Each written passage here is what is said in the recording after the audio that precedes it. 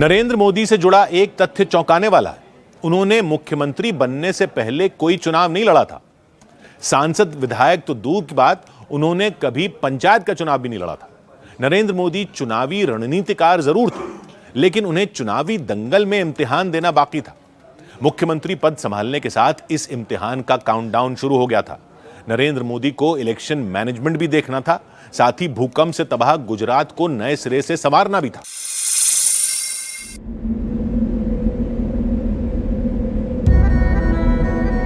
गुजरात के अंदर पाकिस्तान की सीमा पर आखिरी गांव है कच्छ के रेगिस्तान में दोरडो। आखिरी गांव को जिंदा कर दिया, उसके कारण पूरा इलाका जिंदा हो गया। मुख्यमंत्री नरेंद्र मोदी ने पहली कैबिनेट बैठक में अपने इरादे साफ कर दिए थे। उन्होंने सरकार के सभी मंत्रियों और नौकरशाहों को कहा था, मैं गुजरात में वनडे मैच खेलने आया हूं, टेस्ट मैच नहीं। नरेंद्र मोदी का मतलब था कि सभी काम तेज रफ्तार में होंगे। बिना लेट लतीफी के भूकंप पीड़ितों के राहत और पुनर्वास का काम करने के निर्देश उन्होंने दिए। नरेंद्र मोदी की पहली प्राथमिकता मानवीय सहायता थी। उनके काम का स्टाइल तब कैसा था, इसे वासन अहिर से सुनिए, जो उस वक्त कच्छ के अंजार से विधायक थे। 8 घंटे तक मेरे घर पर बैठे और पूरे हिंदुस्तान के बहुत बड़े बड़े NGOs और देश की सेवाभावी संस्थाओं को इस कार्य में जोड़ने में नरेंद्र भाई ने उसी वक्त, वो और कोई वहीवटी पद पर नहीं थे, वो कोई मुख्यमंत्री नहीं थे, लेकिन उस टाइम पे पूरे रिहेबिलिटेशन का अगर जो टू द प्लानिंग किया हो ना, तो नरेंद्र भाई मोदी ने कच्छ के लोगों के लिए किया। देश विदेश जहां से जो भी आर्थिक मदद मिल सकती थी, नरेंद्र मोदी ने जुटाई। उनके प्रयासों से विश्व बैंक ने 300 मिलियन अमेरिकी डॉलर और एशियाई विकास बैंक ने 500 मिलियन अमेरिकी डॉलर का ऋण दिया। वित्तीय सहायता जुटाने के बाद इसके सही इस्तेमाल का पूरा ख्याल नरेंद्र मोदी ने खुद रखा, जिससे आपदा प्रभावित कच्छ की तस्वीर कुछ ही दिन में बदलने लगी। यही नहीं, नरेंद्र मोदी ने गुजरात को राज्य आपदा प्रबंधन अधिनियम लागू करने वाला भारत का पहला प्रदेश बनाया। भूकंप से हुई तबाही के बाद नरेंद्र मोदी ने 3,391 सार्वजनिक भवनों को दुरुस्त किया।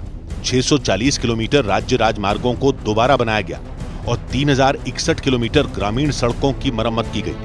कच्छ में पीने के पानी की भारी किल्लत रहती थी। भूकंप के बाद ये समस्या ज्यादा गंभीर हो गई थी। नरेंद्र मोदी ने इसका तोड़ भी निकाला। हमारा कच्छ बिना पानी तलसता रहता था हमेशा के लिए। नरेंद्र भाई जैसे ही मुख्यमंत्री बने तो 800 किलोमीटर की पाइपलाइन बिछाकर और नारायण सरोवर तक ड्रिंकिंग वाटर, पीने का पानी का प्रावधान किया।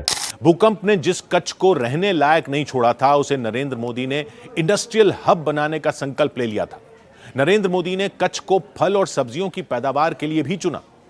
ड्रैगन फ्रूट की खेती से नरेंद्र मोदी ने कच्छ को इंटरनेशनल पहचान दिलवाई। कच्छ के आर्थिक हालात बदलकर नरेंद्र मोदी ने अपने बरसों पुराने एक प्लान को भी लागू किया। यह था कच्छ के रण में उत्सव का। होटल इंडस्ट्री, खाना पीना, ये सब और रोजगार। और मैंने एक बार बोला कि साहब मार्केटिंग में, तो अमिताभ बच्चन को बुलाया तो कुछ कहा नहीं, स्वयं वो बोल दिया, यार कच्छ नहीं देखा तो कुछ नहीं देखा। नरेंद्र मोदी प्राकृतिक आपदा में विजेता बनकर उभर रहे थे, लेकिन राजनीति के अखाड़े में उनकी चुनौतियां बरकरार थीं। 2001 में हुए कई अहम चुनावों में गुजरात में बीजेपी को करारी शिकस्त का सामना करना पड़ा था। जैसे राजकोट नगर निगम, अहमदाबाद नगर निगम, साबरकांठा लोकसभा और साबरमती विधानसभा के उपचुनावों में भी बीजेपी को हार का सामना करना पड़ा था। साबरमती की हार ने लाल कृष्ण आडवाणी के लिए खतरे के संकेत दे दिए थे, क्योंकि ये विधानसभा क्षेत्र उनकी लोकसभा सीट गांधीनगर का हिस्सा था। ऐसे मुश्किल हालात में नरेंद्र मोदी को 1 साल के अंदर 2 बार चुनावी अग्नि परीक्षा देनी थी। पीएम मोदी पर न्यूज 18 की खास सीरीज जारी है। कल रात 10:05 पर देखना ना भूलें।